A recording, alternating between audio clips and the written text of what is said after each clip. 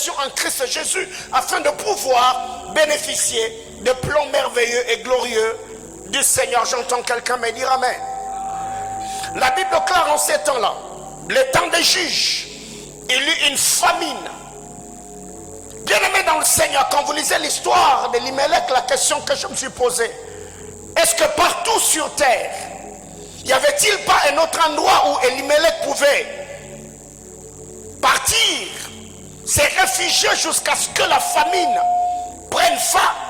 Pourquoi il a choisi d'aller s'installer seulement chez les Moabites? Et si je peux revenir sur ce que je suis en train de dire, vous allez comprendre qu'Elimelech est un homme qui marche par la vue et pas par la foi. Parce que Elimelech a vu la famine. Mais Elimelech, il y a une chose, c'est que Elimelech n'a pas pris le temps de consulter Dieu avant de se déplacer. C'est que j'ai toujours appelé l'immigration dangereuse. Il a quitté Bethléem, la maison du pain. Il est allé à Moab. Il a quitté une nation où l'Éternel était Dieu. Bien-aimé dans le Seigneur, quand vous lisez cette histoire, Abraham en son temps, il a connu la famine. Isaac en son temps, il a connu la famine.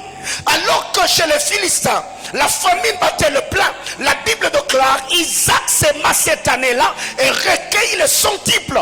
C'est que le problème n'est pas la famine qui battait le plein. Le problème était la compréhension du plan de Dieu qu'Elimelech n'avait pas. Bien aimé, cet homme s'est déplacé. Il a quitté Bethléem, il est allé à Moab. Et en allant à Moab, la Bible déclare, il a payé le prix de sa vie. Parce qu'à peine arrivé à Moab, je suis au verset 3 de Ruth chapitre 1er, la Bible déclare, Elimelech mourut. Bien-aimé dans le Seigneur, tous les déplacements que nous faisons n'est pas toujours dans la volonté de Dieu. Il y a de ces personnes qui sont réclamées par l'esprit des morts. Il y a des gens qui sont réclamés par le puissant satanique. Le diable peut venir, il crée une situation embarrassante qui te permet de te déconnecter de certaines personnes, de se déconnecter de certaines choses. Pas parce que le diable veut que tu réussisses ou que tu émerges, mais parce qu'il veut t'abattre et écourter ta vie. C'est ce qui est arrivé dans cette histoire. La Bible déclare, Elimelech, quand il a vu qu'il y avait la famine, il s'est déconnecté de Bethléem. Il était Ephratien. Il s'est déconnecté de Bethléem, il est allé à Moab. Et c'est à Moab qu'Elimelech a perdu la vie. Bien-aimé dans le Seigneur, ne voyage pas parce qu'il y a un projet ou il y a une porte qui s'est ouverte pour le voyage. Voyage parce que le Seigneur t'a dit que là où tu veux partir, Dieu t'y attend et tu vas accomplir la mission qu'il t'a confiée. Qu'est-ce qui arrive? Il y a un bon nombre de personnes aujourd'hui qui sortent sur toutes les occasions et les opportunités qui se présentent devant eux. Mais après d'être sauté des cieux, on se rend compte qu'on avait fait un mauvais choix et nous nous sommes mis nous-mêmes en retard. Cet homme quitta Bethléem de Juda est parti avec sa femme et ses deux fils pour faire un séjour dans le pays de Moab. Le nom de cet homme était Elimelech. Elimelech, son nom veut dire l'Éternel est mon roi. Ou encore l'Éternel est mon Dieu. Mais quand vous regardez la vie d'Elimelech, la manière de se comporter d'Elimelech ne prouvait en rien ce que son nom disait. Son nom disait l'Éternel est mon Dieu. Mais il se comportait et se conduisait comme il était son propre roi. Parce qu'avant de quitter Bethléem, Elimelech n'a pas cherché la volonté de Dieu. Il a quitté Bethléem, il est parti. À peine arrivé à Moab, la Bible déclare, Elimelech, mari de Naomi, mourut. Et il resta avec ses deux fils. Le fils de Naomi, au-delà de comprendre que là où nous sommes, Dieu ne nous voit pas là, au lieu de se décider et retourner à Bethléem, la Bible déclare, Machlon et Kiljon prirent deux femmes moabites, l'une qui s'appelait Ruth et l'autre Orpa. Elles restèrent à Moab 10 ans. Ils n'ont pas eu d'enfants. La première année, je pouvais comprendre, peut-être selon le diagnostic de médecin qui avait peut-être des petites complications. La deuxième année, ça peut encore passer, mais si on arrive à faire 5 ans, 10 ans, marié sans enfant, c'est qu'il y avait un problème.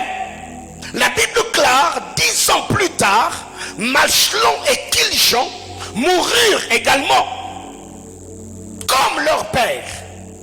Et cela que Naomi, après avoir perdu Machlon, après avoir perdu Kiljon, après avoir perdu Elimelech, elle arrive à entendre que l'Éternel avait visité Bethléem.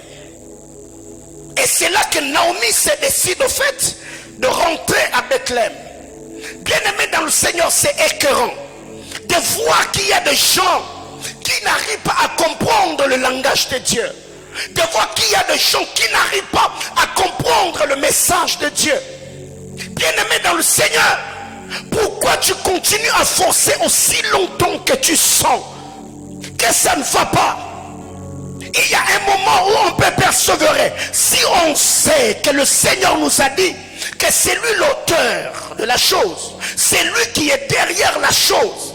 Mais il y a des gens qui sont tellement têtus, même en sachant ou en sentant que dans ce que je suis en train de faire, Dieu n'est pas dedans. Ils sont quand même persévérants. Ils persévèrent, ils payent le prix, ils se battent, ils luttent. Bien aimés dans le Seigneur, jusqu'à quand? En lisant la parole de Dieu, la Bible déclare, Naomi est restée à Moab. Elle a perdu son mari, elle a perdu ses 2 enfants. C'est après avoir perdu toute sa famille que la bonne nouvelle arrive. Bien aimé, écoutez. Souffrir n'est pas toujours un signe fort qu'après la souffrance il y aura le bonheur. Il y a des gens qui ont souffert jusqu'à mourir. Vivre les adversités n'est pas toujours un signe fort qu'après les adversités tu vivras une saison d'abondance. Non, tu peux persévérer si tu sais, et tu sais que l'Éternel t'a dit, il te tirera d'affaire. Mais si tu sens que tu n'as pas une parole venant du Seigneur, retire-toi avant que les pires n'arrivent. Bien-aimés frères, dans cette amitié-là, 1 fois, 2 fois, 3 fois, la personne t'a trahi. 2, 3 fois, tu as appris que la personne t'a calomnié. 4 à 5 fois, la personne a donné de faux témoignages sur toi. Et Dieu attend quoi? Qu'on t'empoisonne pour que tu meurs? Mais non, il faut te tirer d'affaire. Alléluia. Bien-aimés frères, il y a des gens qu'on peut continuer à aider de loin. Je ne suis pas ici en train de dire devenez des ennemis. Haïssez les gens. Non, non, non, non, non. Il y a d'autres personnes où tu sens aussi longtemps que cette personne-là est dans ta vie, il va te pourrir la vie.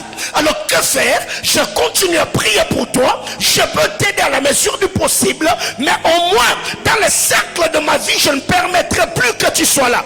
Parce que même si Jésus-Christ de Nazareth avait gardé Judas dans son staff, parce que Jésus savait qu'il y avait une prophétie qui avait été libérée. Et de deux, Jésus savait, même après la trahison de Judas, qu'il allait ressusciter. Bien aimé, toi tu n'es pas Jésus. Alléluia. Tu n'as que cette vie. Si peut-être tu en as 2, ok, tu peux blaguer avec celle-ci. Quand tu vas la perdre, eh bien tu vas récupérer la vraie vie et tu vas continuer à vivre. Eh bien moi je n'ai pas de vie embryon. La vie que j'ai, il n'y a que cette vie. Alors, eh bien je n'ai pas droit à l'erreur. Alléluia. La Bible déclare, après que Kiljon, Machlon et Elimelech soient partis, c'est là que Naomi s'élève. 10 ans plus tard, Machlon et Kiljon mourirent aussi, tous les deux. Naomi resta privée de ses 2 fils et de son mari. Bien-aimés frères, la réputation tu l'as perdue, la dignité tu l'as perdue, l'honneur tu l'as perdu, les relations tu les as perdues, le travail tu as perdu, tu attends encore quoi pour sortir. Tout ce que tu avais de précieux dans cette vie-là de péché, tu as tout perdu. Tu attends quoi pour changer de vie? Tout ce que tu avais, tu l'as plus. Là j'ai avancé. Mais il y a un moment dans la vie où on doit s'asseoir, réfléchir un peu. Jusqu'où continueras-tu à t'entêter? Jusqu'où? Continueras-tu à forcer les choses, à espérer que ça va marcher? Donc si longtemps que tu sens que dans cette vie-là, ton premier ennemi n'est pas d'abord Satan, ton premier ennemi c'est Dieu. La première personne qui s'oppose à ce que tu fais, ce n'est pas d'abord le diable, c'est l'Éternel lui-même, parce que tu y es désobéissant à sa parole. 10 ans plus tard, je crois qu'elle espérait encore. Mais eh bien, vous savez pourquoi Elimelech a fui Bethléem? Parce que il voulait fuir la crise un moment, jusqu'à ce que les choses s'arrangent pour qu'il revienne. Bien-aimés dans le Seigneur, nous ne sommes pas de ceux qui se retirent pour se perdre. Nous sommes de ceux qui persévèrent pour sauver leur âme. Peu importe ce qui arrivera, je ne suis pas comme Jacob qui a dit à Dieu, si tu ne me bénis pas, je ne te laisserai pas. Je suis de la génération de Paul qui a dit, qu'est-ce qui me séparera de l'amour de l'Éternel? Est-ce la honte? Est-ce la famine? Est-ce la nudité? Est-ce la pauvreté? Est-ce le manque de mariage? Est-ce le manque d'embauche? Je suis attaché à Jésus, pas à cause de ce qu'il va me donner, mais parce qu'il s'était donné pour ma vie. Et c'est en crise de reconnaissance que je donne ma vie au Seigneur et je le sers de tout cœur. 10 ans plus tard, elle reste là, espérant peut-être que ça allait s'arranger. La Bible déclare, après cela, puis elle se leva. Quand est-ce qu'elle se levait? Après avoir tout perdu. Quand est-ce qu'elle s'est levée? Quand Machlon et Kiljon sont morts. Mais qu'est-ce qui l'a fait lever? L'information. Naomi ne s'est pas levée parce qu'elle avait marre de vivre à Moab. Non. Naomi, elle était déjà contaminée par l'esprit de son mari. Elimelech a fui Bethléem parce que il y avait une famine. Il y avait une carence du pain. Ils ont quitté Bethléem, et bien ils sont allés à Moab. Quand Naomi arrive à Moab, elle perd tout ce qu'elle avait. Et là à Moab, elle apprend qu'elle n'est pas revenue. Elle se lève. Elle rentre encore à Bethléem. Pas par cause même des gens qu'elle avait laissés derrière, mais non. Toutes les décisions que cette famille prenait ne tournaient que tout autour de leur estomac. Ils ont quitté Bethléem pour Moab à cause du pain. Ils ont quitté Moab pour Bethléem à cause du pain. Bien-aimés dans le Seigneur, combien de gens aujourd'hui sont allés d'église en église à la recherche du mariage, sont allés d'église en église à la recherche d'emploi, sont allés d'église en église à la recherche de prophétie. Jusqu'à quand tu travailleras pour ta communion et ta relation avec Dieu? Tu es allé de prophète en prophète. Voilà même que toutes les prophéties que tu as reçues, il y a même des prophètes qui se contredisent. Et jusque-là, tu t'es retrouvé confus ou confuse. Tu ne sais plus qui a dit quoi et qui a fait quoi. Et qu'est-ce que Dieu a réellement dit. Pourquoi? Parce que toi-même, tu es instable. Bien-aimés frères, la Bible déclare, elle s'éleva parce qu'elle a appris que Dieu avait visité son peuple et qu'il y avait encore le pain. Naomi n'est pas rentrée à Bethléem parce que Bethléem l'a manqué. Naomi n'est pas rentrée à Bethléem parce qu'il y avait une famille qui l'attendait. Naomi n'est pas rentrée à Bethléem parce que la présence de Dieu l'a manqué. Non, non. Parce qu'elle a appris que le pain est revenu. C'est ce qui a fait qu'elle puisse se lever pour aller continuer à manger du pain. Bien-aimés frères, il y a beaucoup de questions que je me pose aujourd'hui quand je regarde. Beaucoup de chrétiens, comme je l'ai toujours dit, nous sommes connus par le prophète, mais connus par le Dieu que sert le prophète.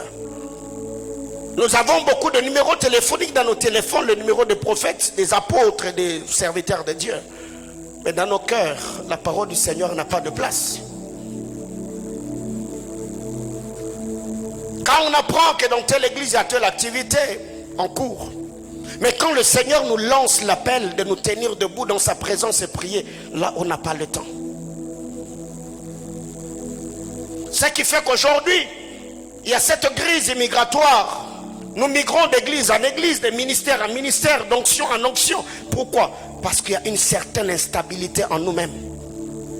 Nous Nous n'allons pas d'église en église parce que nous avons besoin de rencontrer Dieu. Non, nous allons d'église en église parce que nous avons besoin de recevoir les choses que le Seigneur a promis. Elle s'éleva. La Bible clare, puis elle s'éleva, elle se belle fille, afin de quitter le pays de Moab.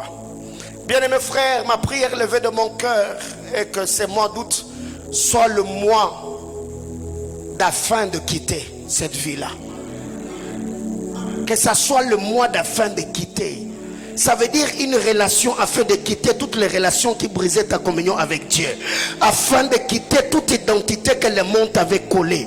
Afin de quitter toute vie de médiocrité que Satan t'avait imposée.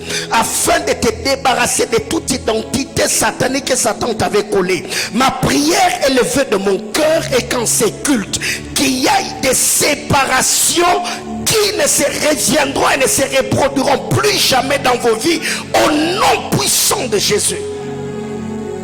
Elle s'éleva pas afin de rester, elle s'éleva afin de quitter. Bien-aimés frères, on ne quitte pas en étant assis. On ne quitte pas sans être révolutionné. On ne quitte jamais sans faire un mouvement. On ne quitte jamais sans se fâcher. Même pour qu'un avion puisse décoller, l'avion doit faire un mouvement. Pour qu'il y ait rassemblement des seaux dans la vallée des ossements desséchés, que ça quitte des ossements desséchés en armée, il y a d'abord un mouvement. Il y a des moments dans la vie où tu dois briser tout ce qui est routinière, tout ce qui est répétitif, tout ce qui est monotone ou tête. Non, non. Il est grand temps que ma vie change. Il est grand temps que je puisse percer. Il est grand temps que je puisse évoluer. Car quand la grâce de Dieu rencontre la détermination, Père, bien mes frères, les miracles se produisent toujours. La Bible claire, elle s'éleva afin de quitter le pays de Moab. Bien-aimés frères, j'ai perdu Machelon, j'ai perdu Kilchon. Moab ne me doit rien. Moab, il n'y a plus de contrat, il n'y a plus de mariage, mais encore de relations. C'est que le monde t'a pris, cela suffit. C'est que tu as perdu suffisent. Les larmes que tu as fait couler, non, il est grand temps que tu t'élèves afin de quitter. C'est pourquoi je te dis que ce soir, c'est l'onction de la prière qui m'anime. La Bible claire, elle s'éleva afin de faire quoi? Afin de quitter. Il y a un moment dans la vie où tu ne dois pas te contenter de la vie que tu as. Tu ne dois pas contenter de la dimension que tu as. Tu ne dois pas contenter du standing de vie que tu as. Eh bien, mais pour que tu quittes, la première des choses, la Bible claire, elle s'éleva afin de quitter. Bien-aimés frères, je vous ai toujours dit, l'église n'est pas seulement un lieu de consolation, mais un lieu de reprogrammation. Bien-aimés frères, si un message de l'évangile te fait dormir, la personne qu'on doit commencer à réveiller en premier, c'est le prédicateur. Parce que tout message de l'évangile doit révolutionner. Donnez-moi le nom de quelqu'un dans la Bible qui a entendu la parole de Christ et resté le même. Jamais. Que quelqu'un ne puisse pas t'endormir en te disant non, tu vois, c'est la volonté de Dieu, ça va aller. Mais non. Il n'y a pas une souffrance éternelle. Même si c'est une preuve qui vient de Dieu. Les soumounis n'ont pas mal mis ça à terre. Année après année, toi tu ne fais que pleurer. Seigneur, aide-moi. Seigneur, assiste à mon nom. Qui est ce Dieu qui ne sort jamais de prière? Quel est ce Dieu qui ne suit jamais le larme? Quel est ce Dieu qui n'honore jamais? Bien-aimés frères, quand est-ce que les gens arrêteront de se moquer de toi? Quand est-ce que le Dieu pour qui tu as sacrifié ta jeunesse s'élèvera afin de t'honorer? Il y a des moments dans la vie où je me dis, mais non, nous n'avons pas sacrifié notre jeunesse pour s'aventurer dans cette vie. On a sacrifié notre jeunesse parce que le Seigneur nous a appelés. Et si le Seigneur a réellement appelé, il est grand temps qu'il se révèle et démontre sa puissance. Bien aimé, il est grand temps. Il y a aujourd'hui des gens qui ne croient plus. Il y a des gens qui se moquent même de notre chrétienté. Il y a des gens qui remettent notre foi en cause. Pourquoi? Parce qu'ils n'ont pas vu. Bien aimé, écoutez.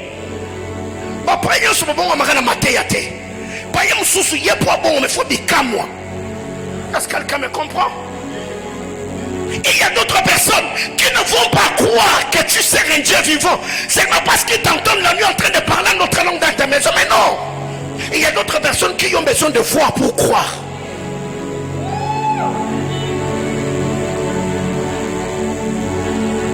Bien-aimé, dans ces choses, il y a des femmes qui ressemblent à Rebecca. Elle a cru en Isaac parce qu'elle a entendu parler. Elle a aimé Isaac sans l'avoir vu. Et quand elle est partie, elle a aimé Isaac, elle a fondé une famille. Mais il y a aussi des femmes qui ressemblent à la reine de Séba. Elle, au-delà d'entendre, elle doit d'abord venir vérifier. C'est en vérifiant qu'elle a vu que ce qu'elle avait entendu sur la personne de Salomon n'avait rien à voir avec la richesse qu'avait Salomon. Écoutez, ma prière est le feu de mon cœur. Et que les gens qui t'entendront prier, et que les gens qui te verront entrer dans ces temples, et qu'à un moment donné dans la vie, que ces gens-là voient ta vie être embellie d'une certaine manière. Qu'ils disent non, les dieux qu'il priait la nuit, nous l'avons vu l'honorer les jours. Les dieux pour qui il a jeûné, les dieux pour qui elle allait dans des montagnes et dans le désert. C'est Dieu là l'a visité. Ma prière est levée de mon cœur du haut de cet hôtel. J'élève ma main devant le Dieu pour qui je suis serviteur. Je prie qu'en cette saison, que Dieu essuie tes larmes, que Dieu te console, que Dieu t'honore et qu'il change ton identité. Je libère ces paroles de grâce sur ta vie au nom puissant de Jésus.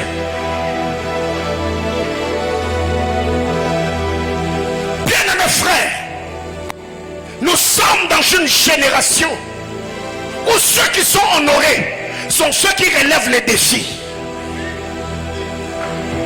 Cette génération pour être bien-aimé, les gens ne vont pas te respecter parce que tu vis. Mais non. Les gens ne vont pas croire en toi parce que tu parles les mots français.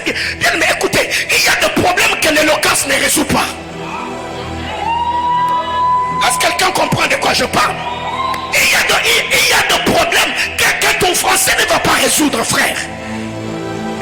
Parle français du matin au soir. Si tu n'as pas d'argent, frère, tu vas crever. Il y a juste qu'on a des gens aujourd'hui même qui ne croient pas en notre Dieu. Parce que nous qui servons Dieu, eux qui sont païens, notre vie est identique. Il n'y a pas de différence. Et vous savez très bien qu'il a été dit par les hommes. La ventre affamée, non? N'a point d'oreille. Même l'évangile ne peut pas entrer dans les oreilles de quelqu'un qui a le ventre vide. Donne-lui à manger, prêche-lui la parole. Eh bien, ils vont croire. Parce que même Jésus-Christ de Nazareth, eh ben, il ne prêchait pas seulement la parole, mais non, il donnait aussi le pain et le poisson. Bien-aimés frères, je suis de ceux qui croient que le Dieu que nous servons, il n'est pas seulement le Dieu qui nous permet de lire l'histoire des autres, mais il est le Dieu avec qui nous-mêmes nous allons écrire une histoire. Écoutez, je ne suis pas venu ce soir pour te consoler. Non, je suis venu te révolutionner. Qu'après cette parole, que tu te dises non, ça n'est assez. Il faut que ça change. Je me lève et je change le système. Je dois changer mon mode opératoire afin de pouvoir activer les choses que le Seigneur m'a promises. Depuis le début de l'année, il y a des prophètes qui t'ont parlé de la part de Dieu. Et pendant qu'ils parlaient, tu étais convaincu. Le Saint-Esprit a attesté dans ton esprit que la parole venait de Dieu. Aujourd'hui, on est au mois d'août. Tu attends quoi? Tu attends quoi? Tu attends quand ça sera le mois de novembre afin de reprogrammer les choses de cette année-là? Non. La Bible a dit, au courant de l'année, Dieu ne t'avait pas dit qu'il va te venir en 2023. Non. Pour Abraham, la Bible claire. Dieu a dit à Abraham, l'année prochaine, à la même époque. Là, c'est Abraham. Mais pour Isaac, la Bible claire. Il s'aima cette année-là. Et je suis de la génération d'Isaac. Moi, c'est pas l'année prochaine. 2022, Dieu m'avait dit c'était mon année. Je ne réponds rien. C'est maintenant. Seigneur, active-le. Même s'il y a 8 mois que je n'ai pas vu, j'ai encore 4 mois. Septembre, ça peut changer. Octobre, ça peut changer. Novembre, ça peut changer. Et quand je ferai le bilan de l'année en décembre, mon bilan sera positif. Parce que j'ai cru, j'ai demandé et j'ai agi.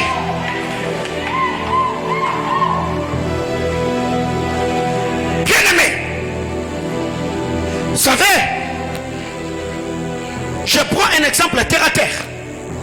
En termes de foi, Il y a des hommes qui ont comme la foi des Bluetooth. C'est une foi lente. Quand tu prends Bluetooth et tu envoies des données, ça va lentement. Parce que le fichier pèse. Mais il y a d'autres personnes qui ont la foi des charrettes. Quelqu'un me comprend? À peine envoyer les données, entrer. Bien aimé, écoutez, la foi c'est maintenant. La foi c'est maintenant. La foi c'est pas demain. La foi c'est pas après-demain. La foi c'est pas les mois prochains. La foi c'est maintenant. Mon histoire avec Dieu c'est maintenant. Ma guérison c'est maintenant. La restauration c'est maintenant. Le rétablissement c'est maintenant. Je disais tout ce que je veux, c'est comme ça. Maintenant. Tu dois le recevoir dans la présence de Dieu afin de les démontrer au milieu des hommes. Bien-aimés frères, il y a des gens aujourd'hui qu'on respecte dans nos familles, pas parce qu'ils nous dépassent, parce qu'ils ont. Parce qu'ils ont. Mais toi, à part toi, il n'y a rien d'autre. Tu n'as que toi, alors que eux, au-delà d'eux, ils ont. Frère, que Dieu te donne aussi. Est-ce que quelqu'un comprend de quoi je parle? Que Dieu fasse quoi? Qu'il te donne aussi.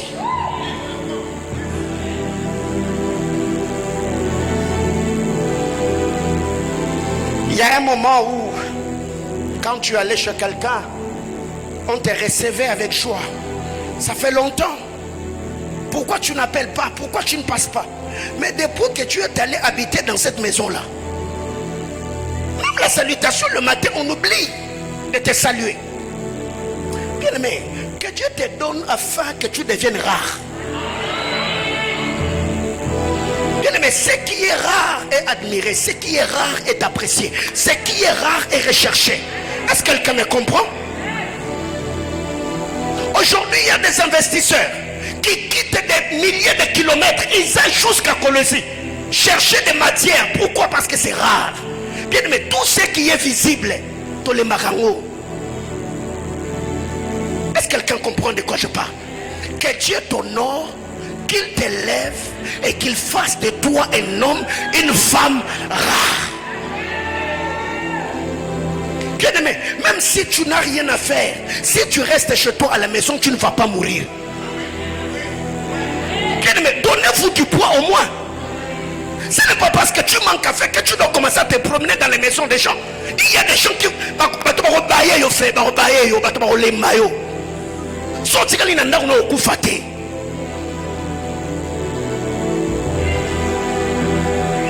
reprends ta place, reprends ta place. La Bible déclare, après avoir appris que Dieu avait visité Bethléem, Naomi s'est levée. Vous savez, ce qui a gardé Naomi pendant longtemps à Bethléem, c'est parce qu'elle manquait l'information. Les jours qu'il a appris que Bethléem avait été visité, elle a dit niet, je ne reste plus ici, je rentre.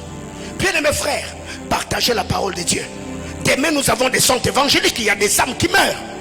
Dispose de ton temps, viens partager la parole de Dieu. Viens prêcher l'évangile de Christ avec nous. La Bible déclare, elle s'éleva. Et quand elle s'est levée, elle ne s'est pas levée seule. La Bible déclare, elle s'est levée avec Orpa et Ruth. Arrivée quelque part, Naomi a conseillé ce belle fille en disant, retournez dans la maison que chacune rentre dans la maison de sa mère. Pourquoi? La question que je me suis posée, Naomi, pourquoi ne pas dire rentrer dans la maison de votre père? Parce que les Moabites n'ont pas de père, elles n'ont que de mère. Elle dit que chacune rentre dans la maison de sa mère. Parce que Moab n'était pas le fils de Lot. Moab était le fils de la fille de Lot. c'est que quand Naomi était en train de parler à Ruth et Orpa, Naomi était en train de leur dire non, vous tel que vous êtes là, vous n'avez pas de père, parce que votre ancêtre n'avait qu'une mère. Moab n'a jamais été le fils de l'autre. C'est pour cette raison que Moab n'a jamais eu de place en Israël. Et quand Naomi regarde ce belle fille et dit que chacune rentre dans la maison de sa mère, la Bible clare, Ruth et Orpa élevèrent de voix et pleurèrent ensemble avec Naomi. Et c'est là que l'histoire commence. La Bible clare, Orpa se retira, rentra vers son peuple et vers ses dieux. Elimelech, son nom veut dire l'Éternel est mon roi, ou encore l'Éternel est mon Dieu. Naomi, son nom veut dire agréable, gracieuse.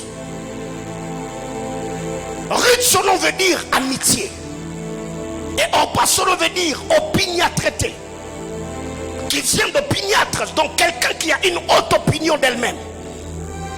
La Bible clare, quand Orpa entend, elle se sépara de Naomi. Et Ruth utilisa la signification de son nom, la Bible clare. Et Ruth s'attacha à Naomi. Naomi a insisté, elle a dit à Naomi, où tu iras, j'irai. Ton peuple sera mon peuple. Ton Dieu sera mon Dieu. Où tu mourras, je mourrai. Et je serai enduré.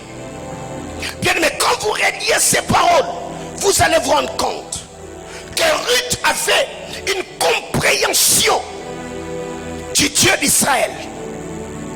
Elle dit, où tu iras, j'irai. Ton peuple sera mon peuple. Avant d'avoir le Dieu du peuple, elle a d'abord commencé à s'identifier au peuple d'Israël. Elle a dit, ton peuple sera mon peuple et ton Dieu sera mon Dieu.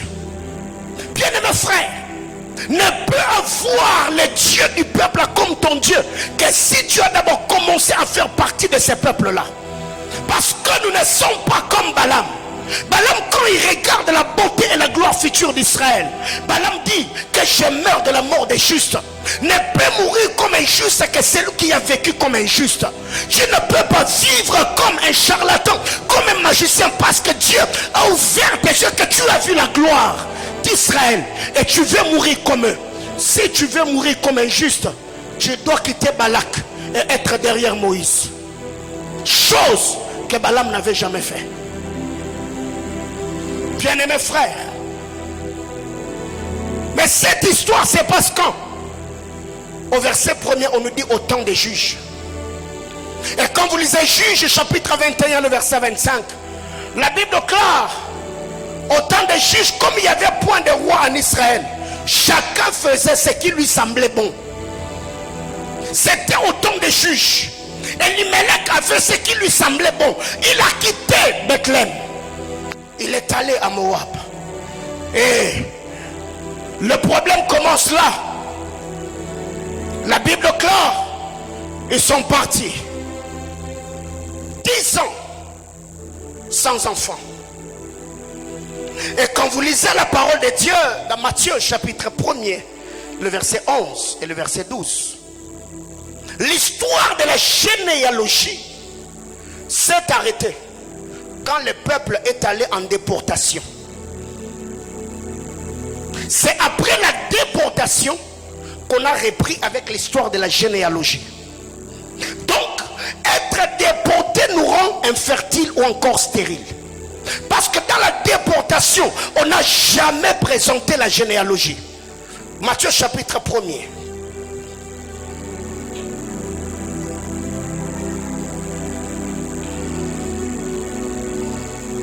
Matthieu chapitre 1er, le verset 11 et le verset 12. Joseph engendra Jéconias et ses frères au temps de la déportation à Babylone. Verset 12. Après la déportation à Babylone, Jéconias engendra Salatiel. Mais la déportation a pris combien de temps? Mais pourquoi dans la déportation on n'a jamais parlé d'engendrer? Parce que quand un peuple est déporté, quand un peuple est déconnecté, quand un passé, ça arrête le flot, ça arrête l'écoulement de la grâce. Ce qui fait qu'ici, les fils de Naomi, elles ont quitté Bethléem, elles sont allées à Moab 10 ans et n'ont jamais eu d'enfant. Pourquoi?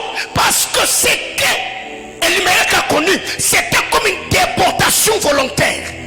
Il s'est déconnecté de sa source et il est allé habiter au milieu de Moabites. Et arrivé là, ses enfants sont restés stériles pendant 10 ans et n'ont jamais eu d'enfants. Bien-aimés frères, en lisant cette histoire, je crois que je le reviendrai là. Le dimanche, ça serait notre culte de famille. La généalogie s'est arrêtée parce qu'il y a eu déportation. Il y a aujourd'hui des gens qui sont infertiles parce que le diable les a désorientés, parce que le diable les a délocalisés, parce que le diable les a déplacés. Bien aimé frère, spirituellement parlant, quand tu essaies de repérer ta géolocalisation, est-ce que tu es dans la volonté de Dieu? Est-ce que là où tu es, est-ce que c'est là où Dieu te voyait? La vie que tu as, le standing de vie, la vie que tu as, même le salaire que tu as, est-ce que tu es dans la volonté de Dieu? Ce qui fait qu'il y a des gens qui vivent une déportation spirituelle, mais ils pensent qu'ils sont épanouis parce qu'ils parlent en d'autres langues. Bien aimés frères, vous savez, je vous ai toujours dit, l'homme a de l'impact que là où il est mandaté par Dieu.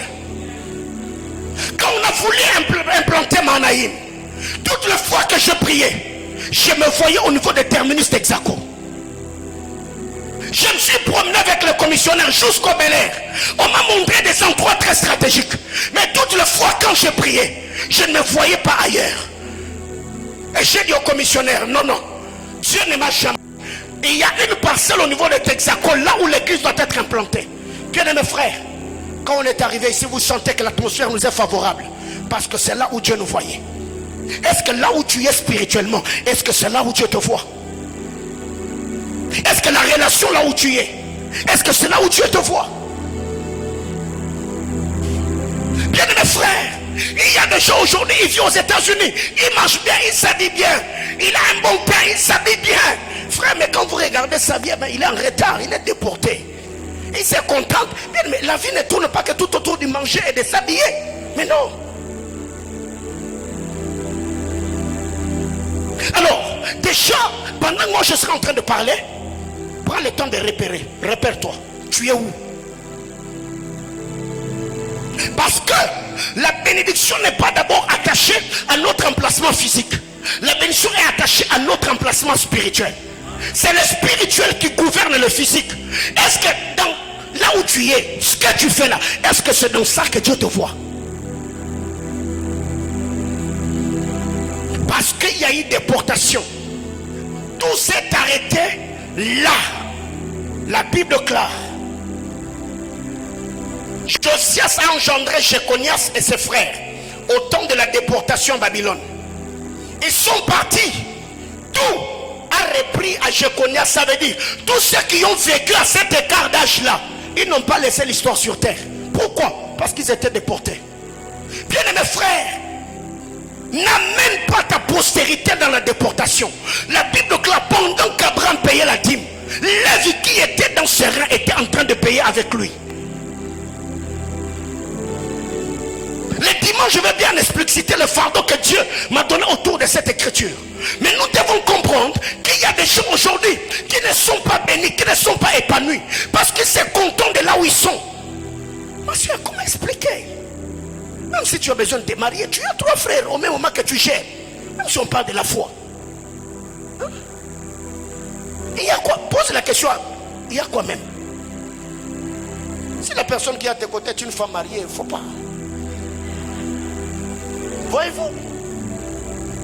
Et c'est compliqué. Naomi s'élève. La Bible déclare, après qu'elle se soit levée, elle est partie avec Ruth et Orpa. Mais quand vous lisez le verset 13 de Ruth chapitre 1er, Naomi a accusé Ruth et Orpa indirectement. Elle dit: rentrez, car c'est à cause de vous que Dieu s'est prononcé contre moi. Autrement dit, si mes enfants ne vous avaient pas épousé, mes enfants n'allaient pas mourir. Bien aimé frère, es-tu déjà été accusé indirectement? Ou quelqu'un te pose la question, mais je ne comprends pas. Depuis que j'ai prédoté chez vous, mes affaires ne fonctionnent plus. Non, c'est une accusation indirecte.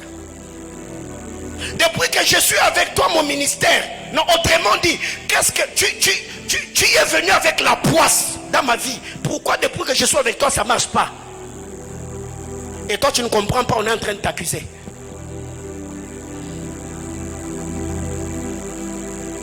Je n'ai pas dit sortez dedans. J'ai dit prier pour que ça change. Oh, pasteur avait dit. Moi, je n'ai pas dit ça. Que quelqu'un me dise amen. Alors, qu'est-ce qui arrive? Naomi, quand elle arrive, je suis au verset 19. Ruth chapitre 1er. Quand elle arrive à Bethléem, la Bible déclare toute la ville fut émue. C'est que Naomi n'était pas n'importe qui à Bethléem. C'est que Naomi était connue. Son mari était un homme influent à Bethléem. Parce qu'au retour de Naomi, la Bible ne dit pas son quartier ou son avenue. Non, la Bible déclare toute la ville fut émue. Quand on regarde Naomi, elle était devenue méconnaissable. Qu'est-ce qu'il y a eu? Naomi, comment tu es devenue comme ça? Et pour se consoler, Naomi dit non. Si vous m'appelez Naomi, vous me ramenez au souvenir d'autrefois. Appelez-moi Mara, parce que je dois avoir un nom qui cadre avec mon identité actuelle.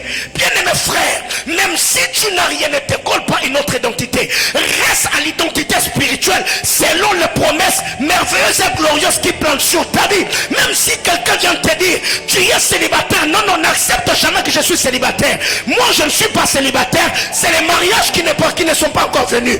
Quelqu'un va te dire non, toi tu es une femme stérile. Non, je ne suis pas stérile. C'est les enfants que je n'ai pas encore eu. Moi je ne suis pas pauvre, c'est l'argent que je n'ai pas encore eu. Moi je ne suis pas chômeur, c'est le travail, le contrat que je n'ai pas encore signé.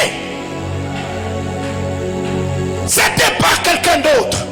Naomi elle-même, elle a voulu se consoler, disant si on m'appelle, Naomi ne ressemble pas à ça. Naomi ne ressemble pas à cette femme. Alors, pour ne pas être culpabilisé, parce que toutes les fois quand on m'appellera Naomi, je me souviendrai de Limelech, je me souviendrai de Kelchon, je me souviendrai de Machlon. Alors, Mara c'est une femme amère. Mara c'est une femme contre qui l'Éternel s'est prononcé. Mara c'est une femme qui n'a pas de terre, qui n'a pas de famille. Alors je préfère qu'on m'appelle Mara. Bien-aimé dans le Seigneur, je suis malade mais je ne suis pas maladif. Je n'ai pas d'argent mais je ne suis pas pauvre. Je n'ai pas de mari mais je ne suis pas célibataire. Je n'ai pas d'enfant mais je ne suis pas stérile. Oh mon Dieu. Ne te donne pas une identité qui va ouvrir une porte dans le monde spirituel. Non. Elle dit appelez-moi Mara. Bien-aimé frère, mais il y a une vérité, Naomi avait raison, qu'on l'appelle Mara. Parce que l'Éternel l'avait rempli d'amertume. Mais elle a oublié qu'au désert, il y avait certaines eaux qui s'appelaient aussi Mara. Mais par l'instruction prophétique reçue par un prophète, les eaux de Mara avaient été changées en eau potable. J'étais en train de dire à quelqu'un, je ne sais pas ce que tu connais jusque-là. Je ne sais pas ce que tu vis jusque-là. Si ta vie est amère, si tu es rempli d'amertume, si ta vie est morose, si ton visage est larmoyant, je prie et demande à Dieu que la main du puissant de Jacob puisse assaisonner ta vie. Oh my God, est-ce que je peux parler à quelqu'un comme je le sens? Je suis Mara, mais heureusement il y a un Moïse au désert, qui a une main qui peut tenir un bâton. Bien aimé dans le Seigneur, même si je suis mordu par les serpents brûlants, je veillerai sur une chose. Si Moïse est au désert, je ne m'inquiéterai pas malgré la douleur, car je sais que Moïse, il est la réponse au problème que j'ai. Je sais que Moïse est mon porte-parole. Moïse est là avec moi et je sais la main puissante agissante de Dieu par le canal de Moïse lui permettra de créer un serpent de rein. En posant mes yeux dessus, j'aurai la guérison, j'aurai la restauration. Bien-aimé dans le Seigneur, Jésus-Christ est le Moïse par excellence. Il est assis à la droite de Dieu le Père. Aussi longtemps que je sais qu'il est là, malgré les difficultés, malgré les réalités, malgré ma pauvreté, malgré les dires des hommes, je suis confiant, je serai serein, car je sais, peu importe le temps que ça prendra, quand il dira un seul mot, les eaux amères deviendront les eaux douces, les eaux amères deviendront de l'eau potable. Ma prière levée dans mon cœur, que Dieu te sépare de toute amertume, de toute animosité, de toute faiblesse, de toute inquiétude, et qu'il sèche la source de tes larmes au nom puissant de Jésus.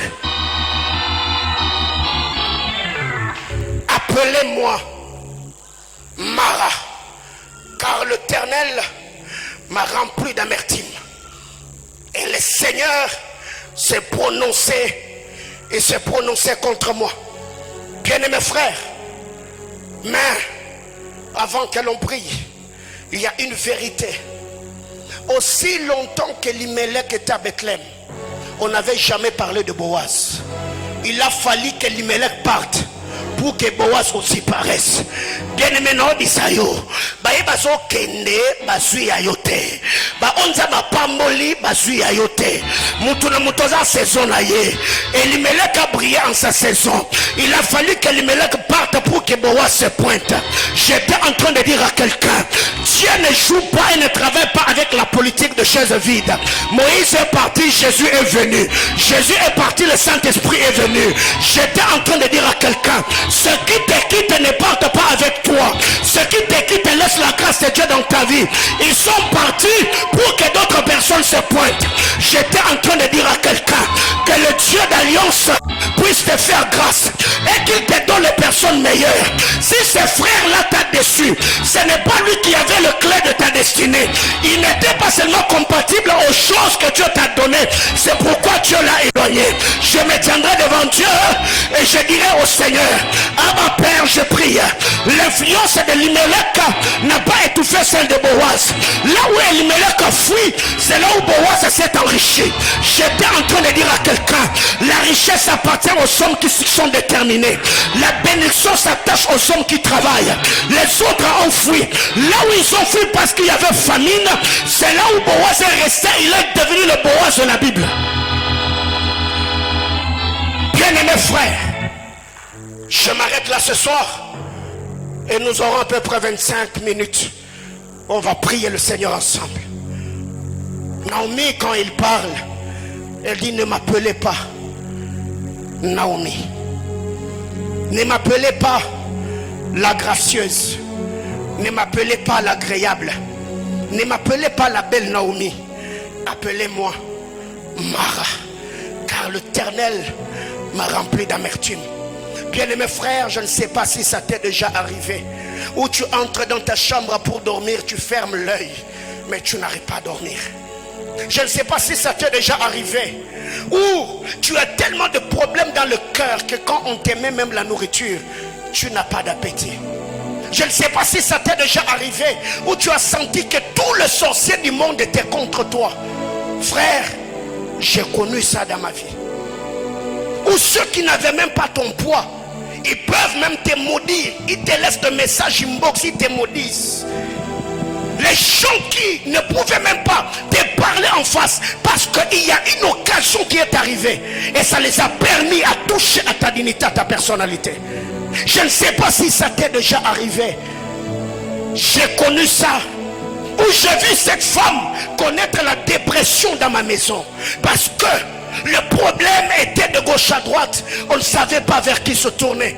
On ne savait pas auprès de qui répandre le fardeau qui était dans le cœur. Je ne sais pas si ça vous est déjà arrivé. Tu as même besoin que quelqu'un te dise seulement, je sais que tu es innocent et que Dieu va te soutenir dans cette affaire. Je ne sais pas si ça t'est déjà arrivé de traverser un moment où quand tu es en train de pleurer seul, tu sens que même les larmes qui coulaient ne coulent plus de tes yeux. Je ne sais pas si ça t'est déjà arrivé au point de prier où tu manques de choses à dire à Dieu et ton silence, tu restes là en train de balbutier l'œuvre. Est-ce que ça t'est déjà arrivé? Ou quand tu es dans la présence de Dieu, tu ne sais plus quoi dire, au point où tu es seulement en train de mimer. Bien-aimés frères, il y a des hommes qui souffrent dans le calme. Il y a des moments où je me suis tenu dehors de cet hôtel, j'ai prêché comme si j'allais mourir. En rentrant à la maison, je me suis enfermé dans ma chambre de prière et j'ai pleuré.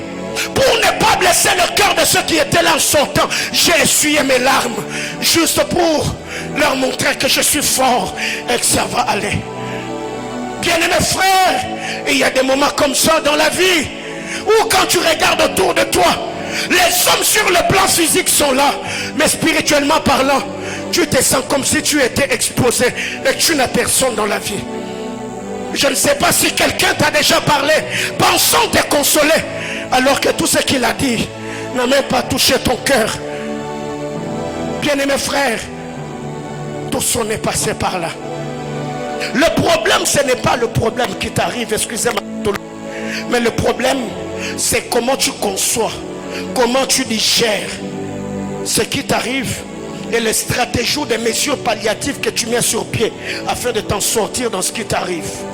Parce que si tu restes là, c'est qui ont dit certaines choses sur toi, ils auront encore d'autres choses à dire sur toi. Eh bien, ferme la porte derrière toi, entre dans ta chambre, prie ton Père qui est là-haut, il exaucera ta prière et te bénira. Je voudrais qu'on lise ensemble Genèse chapitre 31, le verset 42, et c'est cette écriture qui va nous permettre à prier ce soir. Genèse 31, le verset 42. La Bible clare. Je suis dans la version parole de vie. Si le Dieu de mon grand-père Abraham, le Dieu qui faisait trembler mon père Isaac, ne m'avait pas aidé, Dieu m'aurait laissé partir les mains vides. Mais Dieu a vu mon malheur et le dur travail que je fais. La nuit dernière, il a décidé à mon avantage. Si jusque-là, il y a des hommes qui ont décidé à ton désavantage, ce soir tu vas prier. Qu'est-ce qui est décidé à ton désavantage? C'est quand les hommes se réunissent et condamnent ta vie à l'échec en disant Ponaye Simbate, Arobongate, Akelibosote, Vinaye Ozalara Milelo na Milelo, Pinsoli na missionnaire Kaukate, Maladi wana robika na ngote, Yena ajo komi na ngo balate. Famille na bango batanga te, donc na famille wana bato abozi ba obimate. Ça, ce sont les verdicts des hommes. Ils ont décidé à ton désavantage. Ils ont parlé négativement sur ta vie. Yéloé saboti en balate parce que ba ben éphémère. Yé une entreprise on mata jamais. Ça, ce sont les décisions négatives, des choses que l'on prend à ton désavantage. Et ce soir, je voudrais que quelqu'un lève la voix et dise à Dieu, Seigneur, ce soir je prie, parle à mon avantage. Seigneur, prononce le verdict. Qu'est-ce que Français courant nous dit? Cette même portion d'écriture. La Bible clare, la nuit dernière, il s'est prononcé en ma faveur. Prends la position qui va te permettre à prier. On va prier le Seigneur ce soir. Tu vas dire à Dieu, Seigneur, prononce-toi à mon avantage. Seigneur, prononce-toi à mon avantage. Prononce le verdict. Seigneur, prononce-toi en ma faveur. Les hommes ont parlé, les hommes ont maudit, les hommes ont condamné, les hommes ont attaché. Ils ont dit que ma vie je n'irai nulle part. Ce soir je prie à ma Père, du haut de ton trône, prononce-toi à mon avantage, prononce-toi en ma faveur, prononce le verdict, parle à ma faveur. Même le centenier romain il a dit, dis seulement un mot, dis seulement un mot, et mon serviteur sera guéri. Dis seulement un mot. Est-ce que tu peux élever ta voix ce soir et parler à Dieu? Dis à Dieu, Seigneur, dans le nom de Jésus je prie, parle à mon avantage, parle à mon avantage, prononce le verdict. Je prie au nom de Jésus, parle à ma ma faveur. Si le Seigneur s'était prononcé négativement contre Naomi, pour Jacob, Dieu s'était prononcé positivement. Est-ce que tu peux parler? Est-ce que tu peux prier? Yes, sir.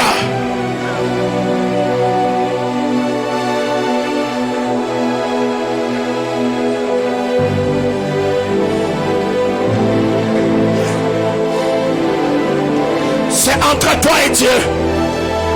C'est entre toi et Dieu. Que le Seigneur se prononce sur ton travail.